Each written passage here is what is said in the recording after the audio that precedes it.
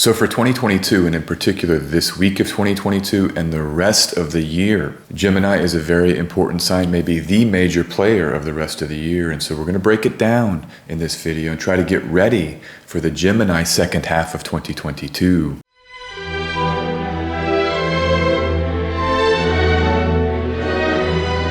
So I want to start right away and just note that this week, 23 June 2022, 2:41 in Central Europe where I am, you have Venus entering Gemini. Venus will leave Taurus, the sign where it has a home. And so it's been pleasurized in Taurus, dynamically activated by the North Node and then by the square from Saturn in those late degrees, which was quite challenging, I'll have to say. And now Venus comes into Gemini and joins this powerful Mercury, which is direct. It had gone through a retrograde in some of those early degrees of Gemini, but now it's through that. It's moving faster, it's in its home sign, its diurnal domicile, that is to say its air sign domicile. And so Mercury is very powerful, joined by Venus, the lesser benefic, and they're mixing here together in Gemini starting Thursday this week. And just check out the configuration. No square from Saturn or Mars. You get the trine from Saturn in Aquarius. So there's a lot of support with the strength of the air signs right now. You get a sextile from Jupiter and from Mars, the supportive sextile from the greater benefic. And so this particular moment of Venus in Gemini with Mercury is a special moment for the beginning of summer. This is after the sun will have entered Cancer. And so this is what I want to break down here in this video, is how can we use the Gemini energy to set ourselves up for later in the year when Gemini will come under great pressure, potentially because of a long Mars retrograde there. And so just a little bit more in terms of the dates, the exact dates, so you have those in your mind as you're planning. The next big date in terms of this story is 5 July, when you have Mercury leaving Gemini. It will leave Venus alone in Gemini, and I think that will decrease this moment of heavy Gemini focus that we're living through and that we're about to escalate. And so you're looking at 18 June through 5 July, about 3 weeks of this sort of power Gemini energy, which we can utilize to set up and prepare for later in the year. And then the last date that's relevant here is the date when Venus will leave Gemini and enter Cancer. That happens on 18 July here in Central Europe, 3:33 in the morning, but right around 18 July. And so it's a month from now until 18 July when there will be nothing in Gemini for about 1 month until Mars comes into Gemini. We'll look at Mars a little bit later in the video. But so this is the major point. It's about a month now and really about 3 weeks. So this is the major point of the video. It's about 2 to 3 weeks of this power pair of Venus and Mercury together in Gemini. And then about a week or so after that of Venus only in Gemini, 10 days or so. So what I want to do now is just break down Gemini a little bit, the archetype of Gemini, to understand the kind of energies that may be opening right now for us to tap into and grapple with and deploy to prepare for the rest of the year and to engage the rest of the year well. 2 writers I want to go to, Dane Rudyard, maybe my favorite writer if we're looking at the archetypes of planets or signs or houses. He's got a book called The Pulse of Life, and this is available online. It was published first half of the 20th century, and he writes about Gemini, and he focuses on this. This is what he says: thus, Gemini must classify, must force into set categories the multiplicity of the things sensed, must produce words to help memorize the fragrance of fleeting experiences, must impose logical molds upon the elusiveness of human contacts. And this is a major point that I want to bring focus to. Gemini is the sensation. It's the outer world. We're dealing with an air sign, and it's the multiplicity of the sensations that come into the perceptive function of the human being. And there's so much perception happening at every moment. I mean, I'm just sitting here in a room, and there's thousands of objects, there's different shades of light, there's different noises coming from around and from outside. And so how do we begin as human beings to organize and make cohesive the multiplicity of sensation in every moment? This is what Gemini is, and this is really what Mercury is.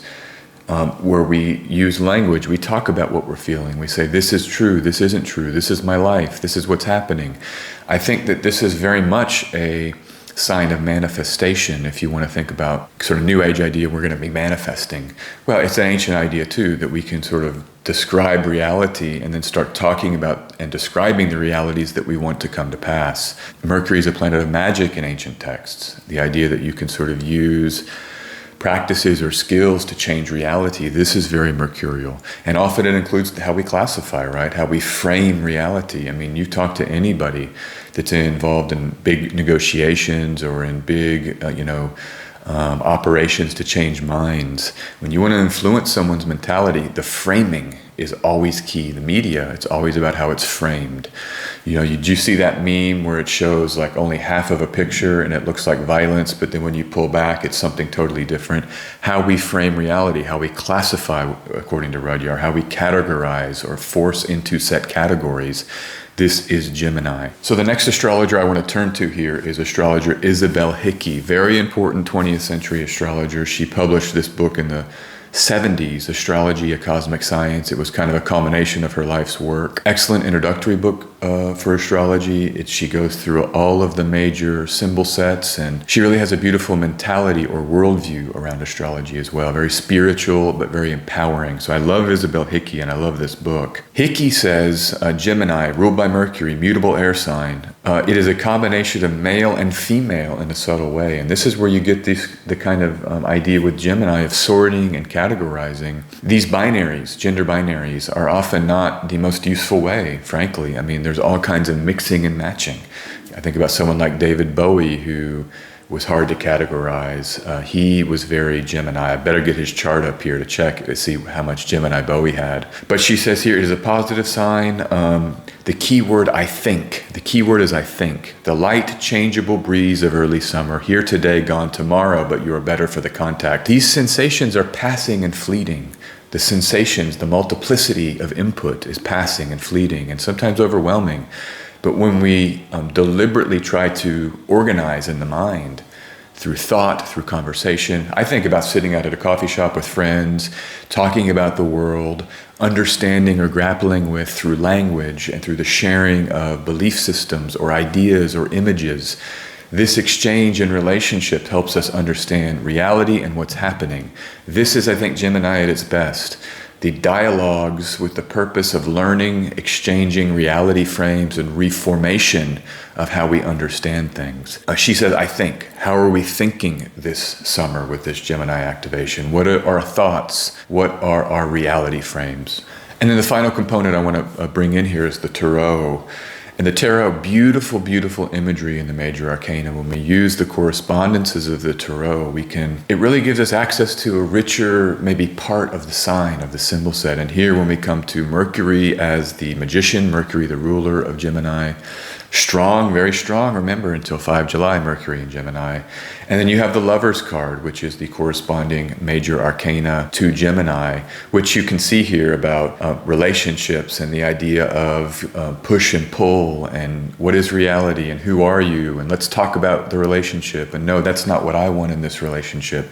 It's very verbal sometimes as we relate. Relating is verbal. There's other types of communication, certainly nonverbal, but relating is often verbal. Even when we have these non-verbal exchanges, we talk about it to process with our friends, we talk about things after the fact. There's times to have the so-called talk in relationships, telling people what we want, what we need, trying to understand what's happening in a relationship. Even marriages of 20, 30 years, there's need for regular meetings and descriptions and discussions. How are you? How are you feeling? Is this okay? Are the rules of engagement still the same? These ongoing verbal exchanges are very much about what Gemini is. And then the magician, how we can reframe and deploy language to create realities in a different way. So I think the opportunity then is this year, which is a very dynamic year of upheaval. I saw this, and some of the other astrologers I know, we saw this coming for 2022. For a lot of folks, and even for me, I'll admit, it's sort of gone beyond what I thought the crises of 2022 would be. I mean, we have, for example, you type in World War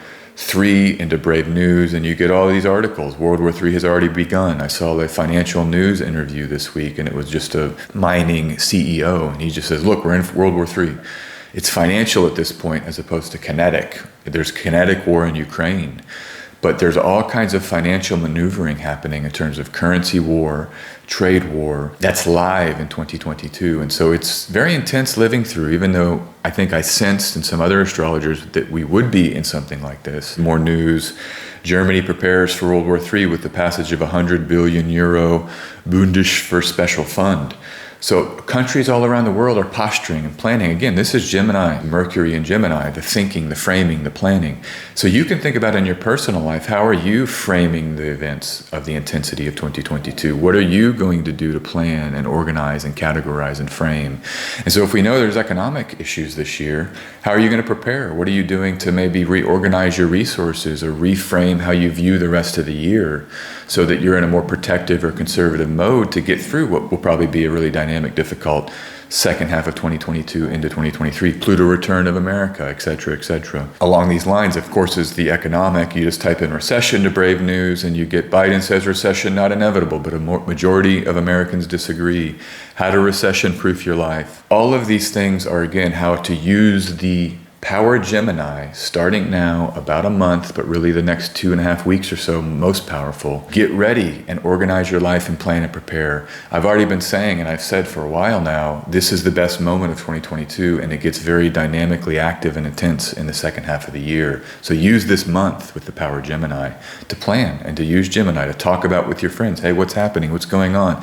How can we engage or use this? That's the Venus side of Venus and Gemini, the relational side, finding connection as you use other people to reorganize your thinking, thoughts, and frames. So a few quick points to close the video, just to bring it home here. The reason why Gemini is so important for the rest of 2022, and it's so important then to use it now and use it well, is that Mars enters Gemini on 20 August. Mars will not leave Gemini until 25 March. We have an 8-month-long Mars retrograde in Gemini. Stations retrograde on 30 October at in the 26th degree of Gemini, and stations direct on 12 January in the 9th degree of Gemini. So you have this long Mars retrograde. Mars is rougher symbolism and energy. It's energy of upheaval. It's energy of shaking things up, sometimes in very uncomfortable ways. Particular with the US Sibley chart is that it's the Mars return of America.